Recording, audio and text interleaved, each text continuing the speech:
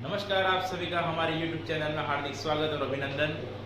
जैसे कि हमने पहले जितने भी वीडियो सीईटी एग्जाम के डाले थे, उन वीडियो में जो 2 टॉपिक पढ़ाए थे, उन 2 टॉपिक में से जो भी प्रश्न आए, मैंने खुद ने पेपर में देखा कि 5 प्रश्न ऐसे थे जो उस टॉपिक में आए और उन सभी प्रश्नों का परफेक्ट आंसर अपने वीडियो से प्राप्त हो गया था।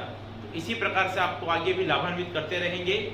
आज हम कक्षा 10वीं के बच्चे जो हैं, उनके लिए एक टॉपिक ऐसा है और जो सरल होने के बाद भी उनके समझ में नहीं आ पाता, क्योंकि उसका जो मेन क्लू जो होता है उस चीज को समझने के अंदर जो समझना चाहिए वो समझ नहीं पाते। तो अर्थात हम देखें कि किस प्रकार से बच्चे उस टॉपिक को आसानी से समझ सके। हमारा वह टॉपिक होगा कार्बन और उसके यौगिक। उसके बारे में हम चर्चा करेंगे। आप सभी बार देखिए, कार्बन, सबसे पहली बात जो हम करें कार्बन के बारे में, तो वह चीज होती है कार्बन की गुणवत्ता, कार्बन का परमाणु क्रमांक और कार्बन का इलेक्ट्रॉनिक विन्यास। कार्बन जो होता है उसको हम लिखने के लिए जिस सिंबल का यूज करते हैं वह सिंबल होता है सी। हम कार्बन को जिस संकेतांक के रूप के द्वारा यूज करते हैं उस संकेतांक को हम सी से लिखते हैं। कार्बन को सी से प्रदर्शित किया जाता है, वो आप ध्यान रखिए। और इस कार्बन का जो परमाणु क्रमांक होता है, इस कार्बन का परमाणु क्रमांक जो होता है वह होता है 6। कार्बन का परमाणु क्रमांक 6 होता है, यह हमें ध्यान रखना है। कार्बन की विशेषताओं के बारे में देखें तो कार्बन का परमाणु क्रमांक 6 होता है, अर्थात इसके अंदर 6 प्रोटॉन पाए जाते हैं और 6 ही इलेक्ट्रॉन होते हैं। नेक्स्ट हम देखें इसके अंदर विशेषताओं में, तो वो आता है कार्बन का इलेक्ट्रॉनिक विन्यास। कार्बन का इलेक्ट्रॉनिक विन्यास, साथियों, कार्बन का इलेक्ट्रॉनिक जो विन्यास होता है इसके अंदर हमने कहा अभी 6 इलेक्ट्रॉन होते हैं, परमाणु क्रमांक 6 है। तो इलेक्ट्रॉनिक विन्यास क्या होगा इसका? तो यह जो होता है वो होगा 1s2 2s2 2p2। यहां पर ध्यान से आप देखिए, यह पहला कोश है, यह दूसरा कोश है। पहले कोश में s, दूसरे में s और p, यह जो कोश होते हैं इसमें हम इलेक्ट्रॉन भर रहे हैं। s के अंदर हमेशा अधिकतम 2 इलेक्ट्रॉन भरे जा सकते हैं, यह रूल है। तो यहाँ पर 2 इलेक्ट्रॉन इसमें भर दिए, इस s में अधिकतम 2 इलेक्ट्रॉन हो गए। और p के अंदर 6 भर सकते हैं, परंतु तो हमारा परमाणु क्रमांक कितना है? 6 है। तो हमें 2 इलेक्ट्रॉन शेष बचेंगे हमारे लिए। तो 2 2 और 2, अर्थात इसका योग होगा 6। तो कार्बन जो होता है जिसको हम C से लिखते हैं उसका परमाणु क्रमांक 6 होता है और इसका इलेक्ट्रॉनिक विन्यास 1s2 2s2 2p2 होता है।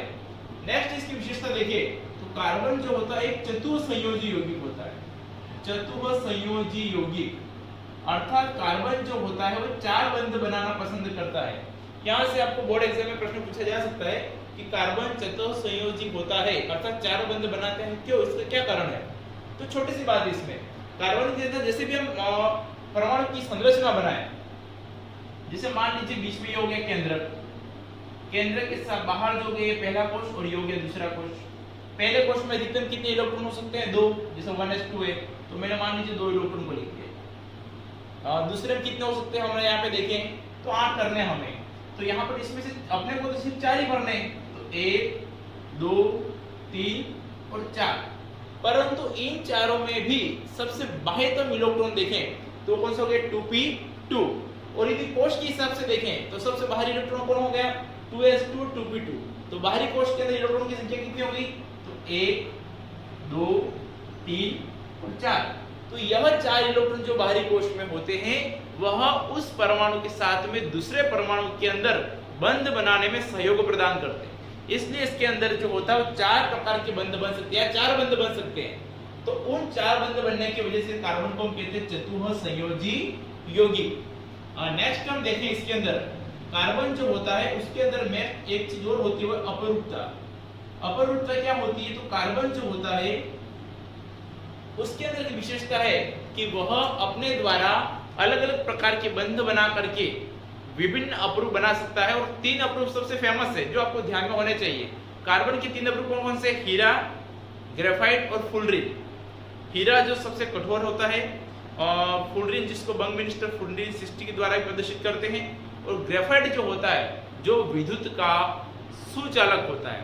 कार्बन के इन दोनों तीन अप्रूप में से दो तो ऐसे हैं जो विद्युत के कुचालक होते हैं, अर्थात इसमें विद्युत धारा का प्रवाह नहीं हो पाता, परंतु कार्बन का एक अप्रूप ऐसा है जिसमें इलेक्ट्रॉन जो होते हैं उनका प्रवाह होता है, वह होता है ग्रेफाइट। तो हमें ये कुछ विशेषता होती है, इसके बारे में जानकारी होनी चाहिए। आप थोड़ा सा एक चीज और देखिए कि कार्बन जो होता है वह हमेशा हम देखें तो हाइड्रोजन के साथ भी बंध बनाए या किसी और के साथ भी बंध बनाए, तो बंध बनाते समय उसमें +4 धनायन की अवस्था या -4 धनायन की अवस्था, ऋणायन की अवस्था होती है।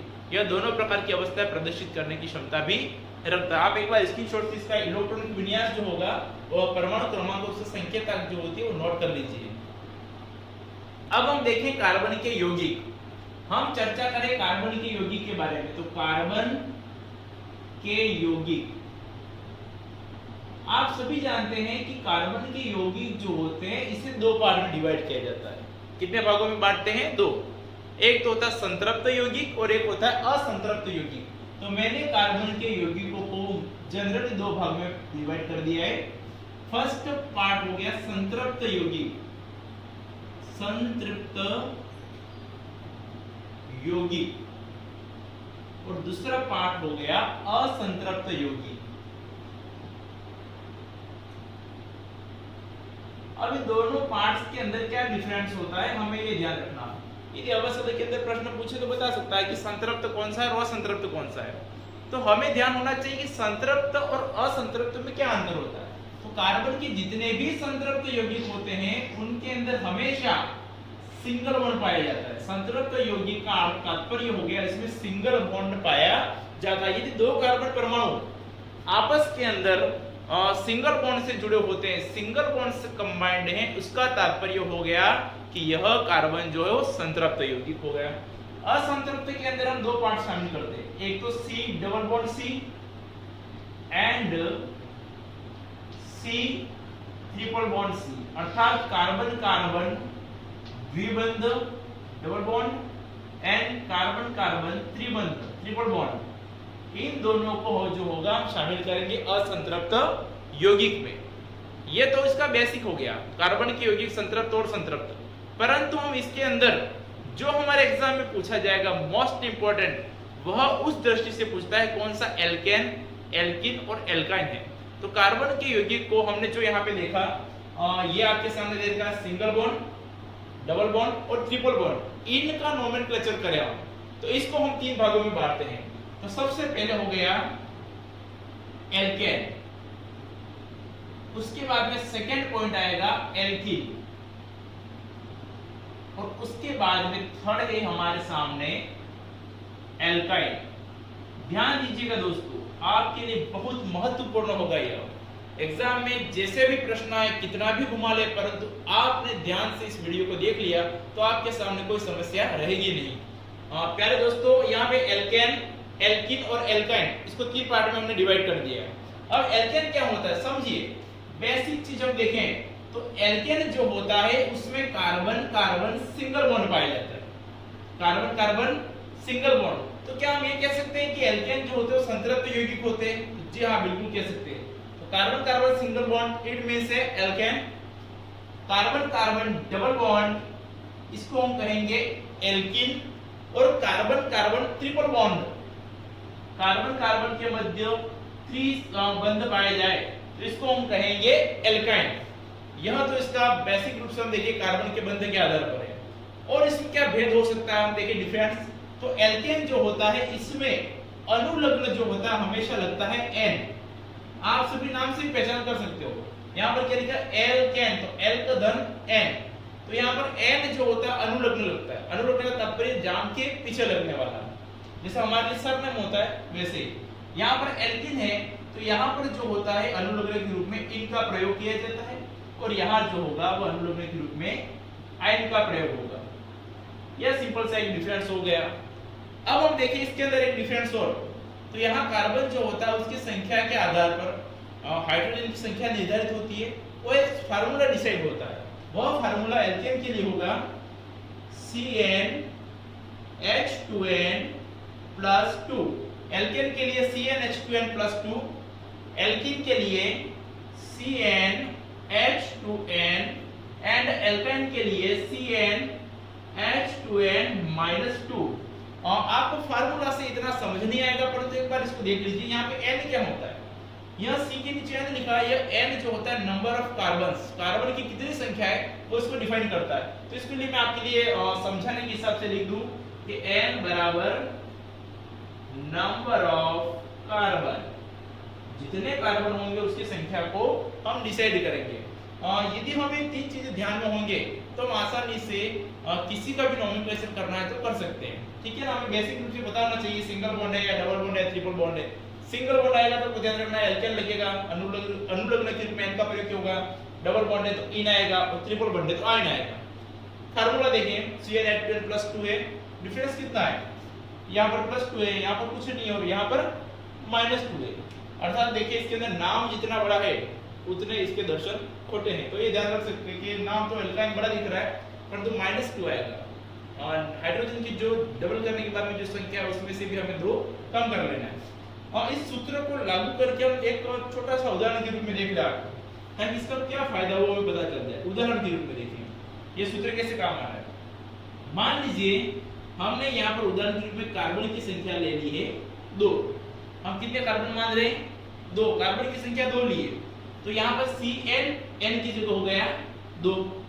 हाइड्रोजन की संख्या कितनी होगी, तो हाइड्रोजन को H लिख दो, 2n अर्थात n का दुगुना और उसमें भी +2, तो n का मान कितना है 2 दे रखा है। उस 2n अर्थात n का 2 गुना, 2 का 2 गुना कितना हो गया 4 और +2, तो 4 में भी 2 जोड़ दें तो हम कितना हो गया 6। तो यह हो गया हमारे सामने एल्केन का उदाहरण। यहाँ पे हम देखें तो कार्बन के लिए भाई C n का मान कितना दे रखा हमने अभी देखा 2, ये तो फिक्स है, तो n का मान 2 हो गया, यहाँ पर मैंने 2 लिख दिया। नेक्स्ट हाइड्रोजन की संख्या लिखनी। हाइड्रोजन की संख्या कितनी है, सिर्फ 2 गुना। यहाँ 2 गुना करने के बाद में 2 जोड़ने की आवश्यकता नहीं है, तो सिर्फ 2 गुना कर दिया तो यहाँ पर हो गया 4। यहाँ पर देखिए n का मान तो वही C2H, अब 2 गुना करके 2 और कम करने, तो 2 गुना करने में 2 का 2 गुना 4, उसमें भी 2 बढ़ा लो तो C2H2। तो यहाँ पर हम देखें यह एल्केन का उदाहरण है, यह एल्कीन का उदाहरण है और यह एल्काइन का उदाहरण है। इसको नाम क्या कहेंगे, जैसे यहाँ पर इसका नाम है एथेन, एथीन और एथाइन। इस नाम के लिए हमें एक पद्धति की जानकारी होनी चाहिए और उस पद्धति का नाम है IUPAC पद्धति। एक बार आप इसका स्क्रीनशॉट ले लीजिए, उसके बाद में मैं IUPAC पद्धति के बारे में आपको विस्तृत जानकारी देता हूं। प्लीज स्क्रीनशॉट ले लीजिए आप।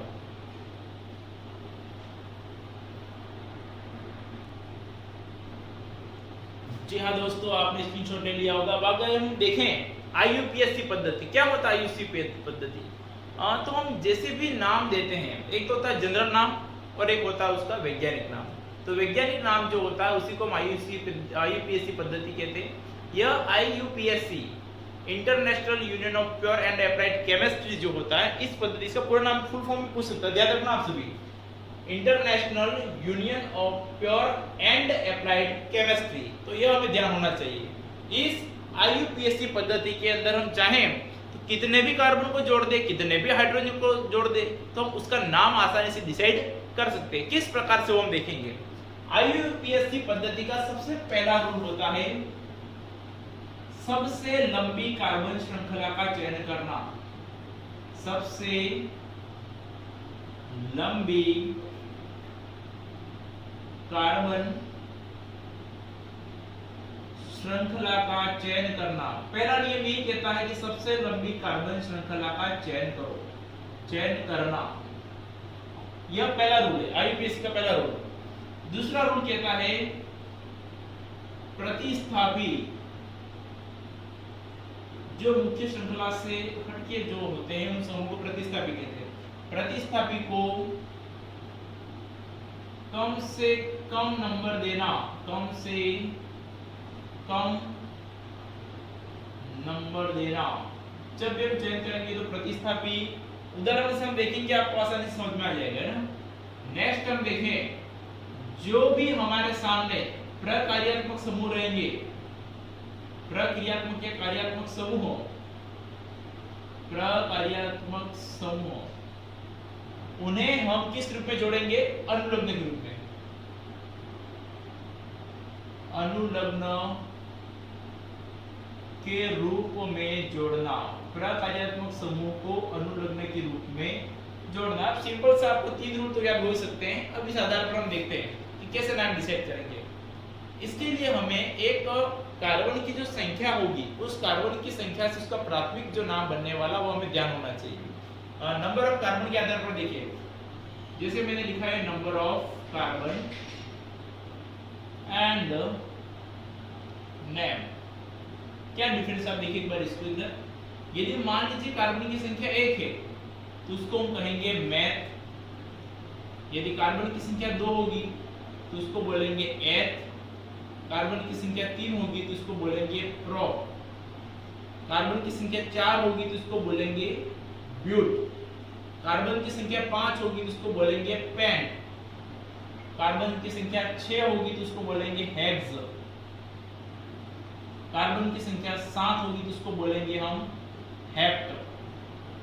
8 होगी तो हम बोलेंगे ऑक्ट। 9 होगी तो बोलेंगे नॉन।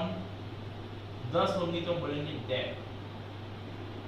तो इस प्रकार से कार्बन की संख्या कितनी वो ध्यान में होना चाहिए। यदि कार्बन की संख्या 1 हो तो मैथ, 2 हो तो एथ, 3 हो तो प्रोप, 4 हो तो ब्यूट, 5 हो तो पेंट, 6 हो तो हेक्स, 7 हो तो हेप्ट, 8 हो तो ऑक्ट, 9 हो तो नॉन और 10 हो तो डेड। आपको कार्बन की संख्या पता है, आपको CnH2n+2, CnH2n और CnH2n-2 पता है, आपको डबल बॉन्ड की जानकारी है, सिंगल बॉन्ड की जानकारी है, तो निश्चित रूप से किसी भी समस्या का, किसी भी बड़े से बड़े सूत्र का यूपीएससी नाम दे सकते हैं। इसके लिए हम एक और प्रैक्टिस करेंगे तो आसानी से निश्चित रूप से आपको सभी चीजें क्लियर हो जाएंगी। एक बार आप इसका भी स्क्रीनशॉट ले लीजिए और कॉपी में नोट डाउन कीजिए प्लीज। चलिए अब हम प्रैक्टिस करते एक बार 1, 2, 3 ऐसे कुछ उदाहरण लेते हैं और उदाहरणों के आधार पर हम हमारा कंफ्यूजन दूर करते हैं। चलिए देखिए आप सभी क्या उदाहरण ले सकते हैं। सबसे पहले हम देखें, आपके लिए परीक्षा में जो प्रश्न आएगा, या तो आपको सूत्र दे रखा होगा और उसका नाम बताना पड़ेगा, या आपको नाम दे रखा और सूत्र बनाना पड़ेगा, या आपको इलेक्ट्रॉनिक संरचना बनानी पड़ेगी। तीनों ही प्रकार के प्रश्नों को हम देख लेते हैं ताकि आपके लिए कोई दिक्कत आए नहीं। सबसे पहले हम देखिए उदाहरण के रूप में, मान लीजिए नाम से देखिए, आपके सामने एक नाम दे रखा है सिंपल सा एथेन। इस नाम को लेके हम चले। अब इस नाम से सूत्र कैसे बनाएंगे, बहुत ही आसान तरीका है। आप सिंपल सा देखिए इसमें फंडा, एथेन को संधि विच्छेद कर दीजिए आप, तो ये बन गया एथ प्लस एन। यहां पर एथेन का संधि विच्छेद क्या हो गया, एथ प्लस एन। और ये जो एथ है, एथ के लिए कार्बन की संख्या कितनी होगी, हमने कार्बन की संख्या 1 से 10 तक जितने भी नोट डाउन की उसमें पता चल जाएगा हमें कि कार्बन की संख्या एथ के लिए कितनी होगी। तो 2, 1 होगा तो मैथ, 2 होगा तो एथ। तो यहाँ कार्बन के लिए एथ है तो कार्बन की संख्या हो गई 2। अब यहाँ पर क्या लगा हुआ पीछे, n। जब n अनुलग्न लगा हुआ है, यदि नाम के पीछे n लगा हुआ है तो हमें कौन सा सूत्र उपयोग करना है, CnH2n+2। अब यहाँ पर n की जो वैल्यू है वो हमने निकाली, कितनी है 2, C2। h से पता चल गया n की वैल्यू, हमें n की वैल्यू जो होगा उसके नाम से पता करनी है। तो यहाँ पे Cn है, तो यहाँ पर Cn के रूप में जो नीचे n है इसके लिए वैल्यू कितनी होगी, 2 गया। तो h की वैल्यू कितनी होगी, तो h की वैल्यू होगी उस n की वैल्यू की 2 गुना में और 2 जोड़ने। तो यहाँ पर Cn तो C2 हो गया, h से पता चला हमें, और n लगा है तो सूत्र ये लगेगा। तो यहाँ पर ये n की वैल्यू 2 है तो ये h की वैल्यू कितनी हो जाएगी, तो उस n का डबल मतलब 2 का डबल तो 4 हो गया, और ऊपर से हमें 2 जोड़ने हैं तो 6 हो गया। तो ये हमने सूत्र निकाल लिया। तो आपने नाम को देख के आपने देखा सिर्फ एथेन था, और उस एथेन के नाम को पढ़ने के बाद भी आपने उससे सूत्र निकाल लिया। अब हम देखते हैं इसकी इलेक्ट्रॉनिक संरचना देखनी है तो कैसे करेंगे। सिंपल सा, कार्बन 2 है तो हमें एक कार्बन, सिंगल बॉन्ड, एक कार्बन। थोड़ा सा दोस्तों ये ध्यान रखना कि हमने इस कार्बन और कार्बन के मध्य में सिंगल बॉन्ड बनाया। आपके मन में ये विचार आ सकता है कि सिंगल बॉन्ड की जगह आपने डबल बॉन्ड क्यों नहीं लिया, आपने ट्रिपल बॉन्ड क्यों नहीं लिया। तो प्यारे विद्यार्थियों, मैंने आपको पहले ही बता दिया है कि कार्बन कार्बन के मध्य यदि सिंगल बॉन्ड होगा तभी वह एल्केन होगा, और एल्केन का मतलब उसके अंदर अनुलग्न कौन सा होगा, N। तो हमने पहले देख लिया संधि विच्छेद में, अनुलग्न क्या लग रहा है इसमें, N है। सूत्र किसका है, एल्केन का है। तो एल्केन के लिए कौन सा बॉन्ड होगा, सिर्फ सिंगल बॉन्ड। ध्यान रखना आप सभी। अब हाइड्रोजन जो कितने 6, एक कार्बन कितना बंध बना सकता है 4। क्यों? क्योंकि वह चतुसंयोजक, तो 4 सहसंयोजक बंध, ऐसा बंध जो इलेक्ट्रॉन के साझे से बनता है। यदि आप छोटा सा बिजनेस चालू करें और आपके पास में कोई मित्र आपको 10 रुपए दे रहा है और आपने 10 रुपए उसमें डाले, अर्थात आपके दोनों की मध्य क्या हो गया साझा। जब साझेदारी से कोई बंध बनता है, दो इलेक्ट्रॉन के साझे से बना हुआ बंध सहसंयोजक बंध कहलाता है। तो यहाँ पर इसके अंदर साझा हो रहा है, तो एक कार्बन जो है 4 बंध बना सकता है। तो इस कार्बन के लिए यहाँ पे हाइड्रोजन कितने 6, तो 1 hydrogen, 2 hydrogen, 3 hydrogen, 4 hydrogen, 5 hydrogen और 6 हाइड्रोजन। एक कार्बन में कितने हाइड्रोजन जोड़ दिए 3, 2 हाइड्रोजन पे 6। कार्बन के अंदर बंध गिन लो, 1 बंध, 2 बंध, 3 बंध, 4 बंध। इस कार्बन के लिए देखिए 1 बंध, 2 बंध, 3 बंध और 4 बंध, यह दोनों का बंध होगा। बहुत सी बार गिनते हैं इस कार्बन ने कितने बंध बनाए, तो 1 2 3 और 4। इस कार्बन ने कितने बनाए 1 2 3। इसके पास में कम है, कम नहीं है, यह जो बीच का बंध है दोनों का साझा का, दोनों का इसमें पार्टनरशिप है, दोनों का हिस्सा होगा। तो इस प्रकार से हम चाहें तो इलेक्ट्रॉन की संरचना जब होगी उसकी स्ट्रक्चर भी बना सकते हैं, सूत्र भी निकाल सकते हैं और नाम से चाहें तो हम सब चीजें निकाल सकते हैं। यदि इसका और यदि हम डीप में देखें इलेक्ट्रॉन की संरचना के बारे में, तो आप सिंपल सा ऐसा भी बना सकते हो, C सिंगल बॉन्ड C, यहाँ बॉन्ड हटा दो और एक के लिए इलेक्ट्रॉन ले लो, एक के लिए स्टार ले लो, सिंपल सी बात है। और यहाँ पर हम इसके कार्बन के लिए मान लो स्टार ले लें, हाइड्रोजन के लिए S ले लो, या इसके लिए हम डॉट ले लें, यहाँ पे डॉट लिया तो यहाँ डॉट ले लो, इसके लिए फिर हम स्टार ले लें। ये स्ट्रक्चर हो गया। कोई ज्यादा डिफिकल्टी नहीं है इसमें। हमने क्या कर दिया, जो हाइड्रोजन का इलेक्ट्रॉन है, मैंने कहा कि एक बंध बनाने के लिए कितने इलेक्ट्रॉन की साझेदारी होगी 2 इलेक्ट्रॉन की। यहाँ पर भी 2 इलेक्ट्रॉन है, एक कार्बन का इसका, एक इस कार्बन का है। यहाँ पे 2 इलेक्ट्रॉन, एक हाइड्रोजन का, एक कार्बन का है। तो मैंने जितने भी हाइड्रोजन का इलेक्ट्रॉन, मान लो इस हाइड्रोजन का इलेक्ट्रॉन तो उसके लिए स्टार, इस हाइड्रोजन के लिए इलेक्ट्रॉन के लिए स्टार, इसके लिए स्टार, हाइड्रोजन के लिए स्टार ले लिया और कार्बन के लिए डॉट ले लिया। दोनों इलेक्ट्रॉन को प्रदर्शित करते हैं। सिर्फ हमने क्या है कि ये तेरा है ये मेरा है, उस हिसाब से बताने के लिए उसको अलग कर दिया। बेसिक सी बात है। हाँ, एक और उदाहरण के रूप में हम देखें, सिंपल सा, मान लीजिए आपको ऐसा दे रखा है, सेकंड उदाहरण, ब्यूटीन, आपको नाम दे रखा है सर ब्यूटीन। अब आपको इसकी संरचना बनानी है। सिंपल सा सूत्र और संरचना के बारे में देखें कैसे बनेगा, सिंपल सी बात है। संधि विच्छेद करो, पहला एक काम करो ये है ब्यूट प्लस इन, ब्यूटीन इन है उसके अंदर, तो यहाँ ब्यूट के अंदर कार्बन की संख्या कितनी होगी 4, सिंपल सा फंडा है। इन लगा है तो सूत्र कौन सा लगेगा CnH2n। और यहाँ पे इन आ गया तो दिमाग में हमको ये भी पता होना चाहिए कौन सा बॉन्ड रहेगा, डबल बॉन्ड, कार्बन कार्बन के बीच में डबल बॉन्ड रहेगा, सिंपल सी बात है।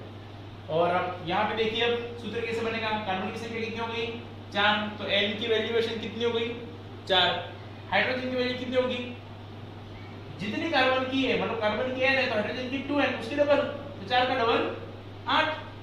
हमें यहाँ पे प्लस 2 जोड़ने हैं नहीं, क्या 2 घटाने हैं नहीं, कुछ नहीं करना है। एल्कीन ऐसा है जिसमें कार्बन की संख्या का डबल करने पर हाइड्रोजन की संख्या प्राप्त हो जाती है, सिंपल सी बात है। 4 का डबल 8, यदि डबल करते बराबर मिल जाए, कार्बन का डबल करते हाइड्रोजन की संख्या प्राप्त हो जाए, तो वहां पे हमेशा डबल बॉन्ड और एल्कीन ही होगा। यदि डबल करने के बाद में और 2 जोड़ने पड़े और ज्यादा है उसकी वैल्यूएशन, तो एल्केन होगा, और डबल से 2 कम है तो एल्काइन होगा, सिंपल सी बात है।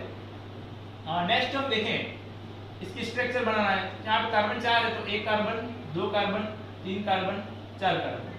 हाइड्रोजन कितने 8 है, 1 हाइड्रोजन, 2 हाइड्रोजन, 3 हाइड्रोजन, 4 5 6 7 और 8। हमने इसके अंदर क्या कर दिए, हाइड्रोजन की संख्या कितनी कर दी 8, 1 2 3 4 5 6 7 और 8 हाइड्रोजन जोड़ दी।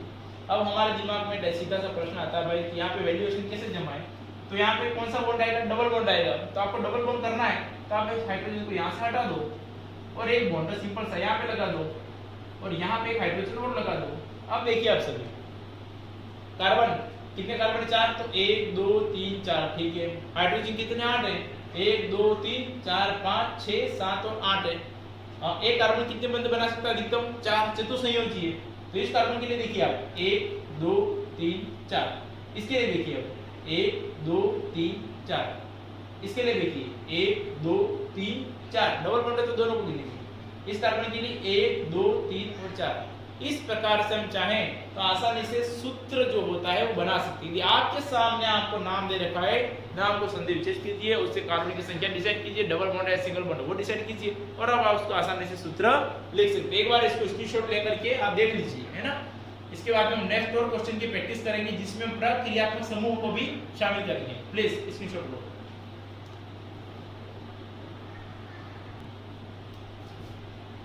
जी हाँ दोस्तों, एक बार और देखिए और दूसरे उदाहरण कुछ और हम लेते हैं। अब हम क्या करते हैं, सूत्र से नाम बनाते हैं।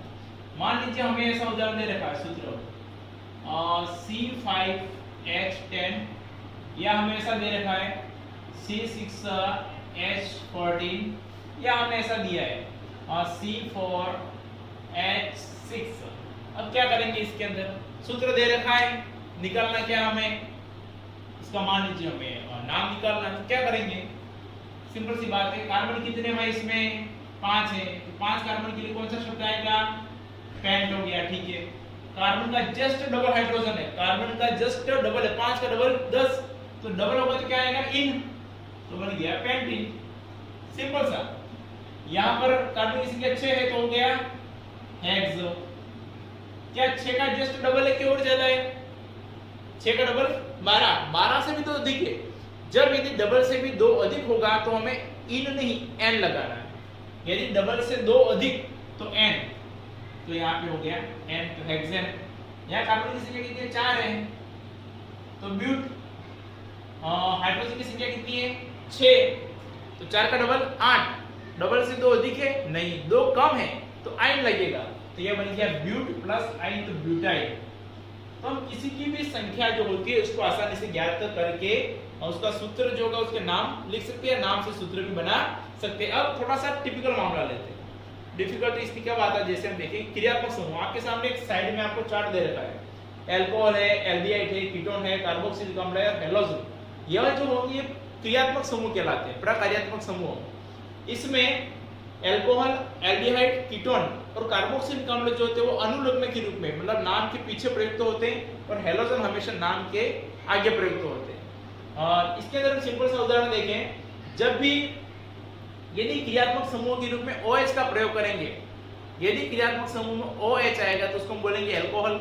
यदि क्रियात्मक समूह में CHO का प्रयोग होगा तो उसको बोलेंगे एल्डिहाइड।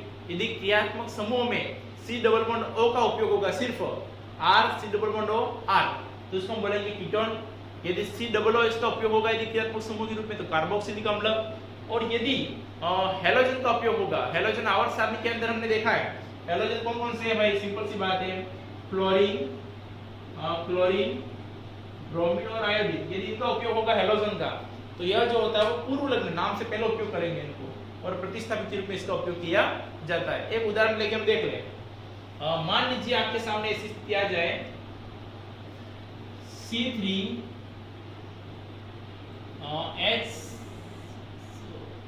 H की संख्या यहाँ पर हो जाएगी C3H7OH। यदि मान लीजिए ऐसा ले लें हम, तो सिंपल सा, कुछ नहीं करना है। कार्बन की संख्या कितनी है यहाँ पर, 3 होगी, पीछे क्या है OH है, तो सिंपल सा इसको कर देंगे, अल्कोहल हो गया। पहले तो हमें OH देख के पता होना चाहिए लगभग क्या हो गया, अल्कोहल। और अल्कोहल में भी नाम कितने कार्बन है, 3 है, तो यहाँ हो जाएगा कार्बन नंबर 3 है मतलब प्रो, वो तो हमें बेसिक रूप से पता होना चाहिए, एथेनॉल, तो यहाँ पे प्रोपेनॉल। यहाँ पे अल्कोहल में ओल लगता है हमेशा, अल्कोहल में जो भी अनुलग्न लगता है उसके लिए हम ओल का प्रयोग करते हैं। और यदि एल्डिहाइड हो तो एल्डिहाइड के लिए हमें एल का प्रयोग करना चाहिए, कीटोन के लिए ONE ऑन का प्रयोग करना चाहिए, और कार्बोक्सिलिक अम्ल के लिए ओइक एसिड का उपयोग किया जाता है। एक हैलोजन का उदाहरण देख लें, जैसे यहाँ पर मैंने लिख दिया C2H5Br, ये हमने ले लिया, तो यहाँ पर क्या है Br मतलब क्या हो गया, ये तो हैलोजन हो गया। हैलोजन नाम के पीछे नहीं आगे लगता है, तो Br का मतलब क्या हो गया, ब्रोमो, तो यहाँ पे पहले ब्रोमो लिखेंगे, ब्रोमो। कार्बन कितने 2, तो निश्चित रूप से एथ, और यहाँ पर एन ही लगेगा इसमें, एथेन, ब्रोमो एथेन। तो निश्चित रूप से हम चाहें तो ऐसा सवाल आसानी से सॉल्व कर सकते हैं। अब हम थोड़ा सा प्रतिस्थापित के रूप में कार्बन और कार्बन के साथ दूसरा कार्बन जुड़ जाए, तो हम कैसे लंबी श्रृंखला का चयन करेंगे, प्रतिस्थापी को कम से कम अंक देंगे, उसके बारे में चर्चा करेंगे। इसके लिए एक दो उदाहरण हम ले लें। जैसे कि मान लीजिए सी सी सी सी, हमने इतनी लंबी श्रृंखला ले ली है, इसके साथ में नीचे एक सी और यहाँ पे जोड़ दिया है और एक सी यहाँ पे जोड़ दिया है। आपके सामने ऐसा दे रखा और यहाँ पर इसके अंदर हाइड्रोजन की संख्या मैनेज करनी है। कार्बन कितना बंद बनाता है? 4, एक तो बना हुआ है तो 3 हाइड्रोजन जोड़ दो। यहाँ पे 2 बंद बने हुए तो 2 हाइड्रोजन जोड़ दो। यहाँ पर 1 2 3 बने हुए तो 1 हाइड्रोजन जोड़ दो। यहाँ पर भी 1 2 3 है तो 1 हाइड्रोजन जोड़ दो। यहाँ पर 1 बना हुआ है तो 3 हाइड्रोजन जोड़ दो। आसानी से जोड़ सकते हैं इसे। अब आपने जोड़ दिया, अब इसका आपको आईयूपीएसी नाम निकालना है। आईयूपीएसी नाम इसका सबसे पहला नियम क्या कहता है कि सबसे लंबी कार्बन श्रृंखला का चयन करना। कैसे करेंगे? मान लीजिए कार्बन की श्रृंखला बनाएंगे तो 1, दूसरे कार्बन को 2, 3, 4 और 5, मान लीजिए ऐसे नाम दे दिया। यहां से नाम देते देखिए तो 1 2 3 4 और 5 ऐसा भी दे सकते हैं। 1 2 3 4 और 5। यहां से देखें तो भी 5 कार्बन की श्रृंखला, यहां से देखें तो भी 5 कार्बन की श्रृंखला। मान लीजिए यहां से नीचे चले जाए तो 1 2 3 4, फिर तो एंड है। ऐसा नहीं कि 1 2 3 4 5 ऐसा नहीं दिखता है, सीधा सीधा जाता है। यहां से देखें तो 1 2 3 4, ठीक है। यहां से देखें तो 1 2 3, तो 5 से लंबी श्रृंखला तो बन नहीं रही है। तो बस आपको सिंपल सी बात है, जितना भी आपने लंबी कार्बन श्रृंखला चयन की है उस कार्बन श्रृंखला को एक मुख्य सीरीज के अंदर ऐसे पैक कर दो। कर दिया आपने, तो सबसे लंबी कार्बन श्रृंखला कितने कार्बन की हो गई? 5 की, ठीक है। अब जो आपके लिए प्रतिस्थापी बच रहे हैं, प्रतिस्थापी कितने हो गए? जो लाइन से हटके जिसको हमने शामिल नहीं किया तो कितने हो गए? 2। एक प्रतिस्थापी को ये गोला लगा दिया, दूसरे को ये गोला लगा दिया। अब प्रतिस्थापी दूसरा नियम क्या कहता है? सबसे लंबी कार्बन श्रृंखला का चयन किया, पहले नियम तो हमने फॉलो कर लिया। दूसरा क्या कहता है? कार्बन श्रृंखला जो चयन करते हैं तो उसमें प्रतिस्थापी को कम से कम अंक देना चाहिए। तो ये प्रतिस्थापी हो गई, ये प्रतिस्थापी, ये भी प्रतिस्थापी। यहाँ पे कार्बन 1 है तो ये प्रतिस्थापी क्या होगा? मेथिल होगा। तो यहाँ पे कार्बन 1 है तो ये प्रतिस्थापी मेथिल हो गया, दोनों मेथिल है। अब यहाँ पे प्रतिस्थापी के रूप में देखें तो कम से कम नंबर कैसे मिलेगा? जैसे यहाँ पे 1 कार्बन को दे दिए, इसको, इस कार्बन को 2, तो इस कार्बन को 3 दिए तो तीसरे नंबर पर प्रतिस्थापी है और एक प्रतिस्थापी चौथे नंबर पर होगा। और उल्टा चले तो एक carbon first carbon second carbon पे प्रतिस्थापी और थर्ड पे प्रतिस्थापी, तो उल्टा चलने पर इसको कम से कम नंबर मिल रहा है। यहाँ से तो तीसरे नंबर पे चालू हो रहा है, यहाँ पे दूसरे पे चालू हो रहा है, तो यहाँ पे ठीक रहेगा ये वाला। तो ऊपर वाला नाम जो होगा, ऊपर वाली जो सीरीज हमने बनाई उसकी तुलना नीचे वाली सीरीज सही रहेगी। तो carbon number 1, carbon number 2, carbon number 3, carbon number 4, carbon number 5। अब आपने प्रतिस्थापी को भी अंक दे दिए। अब जब नाम लिखते हैं तो प्रतिस्थापी को हम पूर्व लग्न के रूप में उपयोग करते हैं, अर्थात उसको पहले लिखा जाता है। तो प्रतिस्थापी कौन है? मेथिल है। कौन से नंबर पे वो भी देखना आपको, दूसरे नंबर पे। तो हम क्या करेंगे? दूसरे नंबर पर मेथिल, तीसरे पर भी मेथिल, दोनों एक जैसे हैं, दोनों को हम साथ भी कर सकते हैं। कैसे? दूसरा नंबर और तीसरा नंबर थे 2 3 डाइमेथिल, 2 3 डाइमेथिल होगा। यहाँ पे 2 लिए तो डाई, 1 लिया तो कुछ नहीं कर रहे तो भी चलेगा। या के लिए मोनो शब्द उपयोग कर सकते हैं, 2 के लिए डाई, 3 के लिए ट्राई, ऐसा उपयोग करेंगे। तो 2 है तो 2 3 डाइमेथिल और 5 कार्बन है इसमें, तो यहाँ पर बन गया पेंट। तो पेंट डबल बॉन्ड दिख रहा है? नहीं, सिंगल सिंगल सिंगल सिंगल, ठीक है। तो एन लगेगा, सिंगल बॉन्ड मतलब एन, तो 2 3 डाइमेथिल पेंटेन। आपके सामने एक बहुत बड़ा प्रश्न हो गया वैसे देखे तो, और आता है तो बिल्कुल इजी है। तो हम आसानी से ऐसे ऐसे सवाल आ जाए तो इसको भी समाधान निकाल सकते हैं। एक और उदाहरण देख लेते हैं आपके लिए, प्लीज आप इसको एक बार स्क्रीनशॉट ले लीजिए।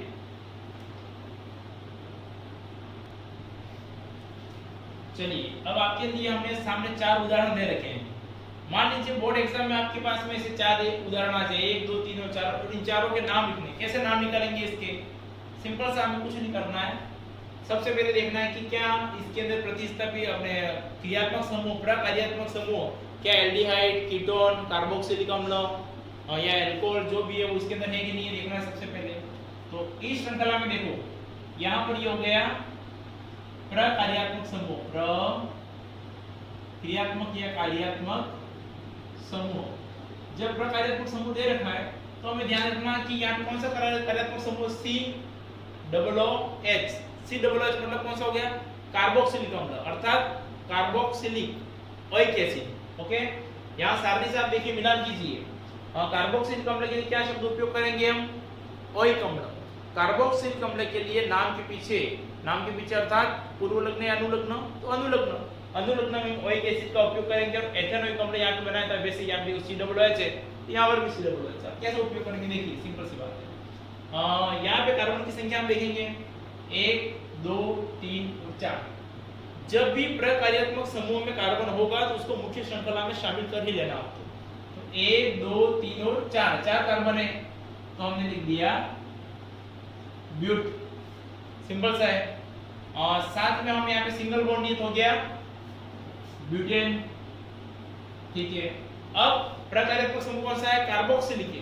कार्बोक्सिलिक के लिए हम देखें कौन सा है, इसके अंदर अनुलग्न ओइक अम्ल अर्थात ओइक लगाना पीछे, तो यहाँ पे बन गया ब्यूटेनोइक अम्ल। सिंपल सा बन रहा है, आसानी से कर सकते हैं। 4 कार्बन तो ब्यूट और सिंगल बॉन्ड है तो ब्यूटेन, और कार्यात्मक समूहों से कार्बोक्सिलिक अम्ल तो ओइक लगा तो ब्यूटेनोइक अम्ल। इसके अंदर देखिए, ये तो आप ऐसे ही कर लोगे मजाक में।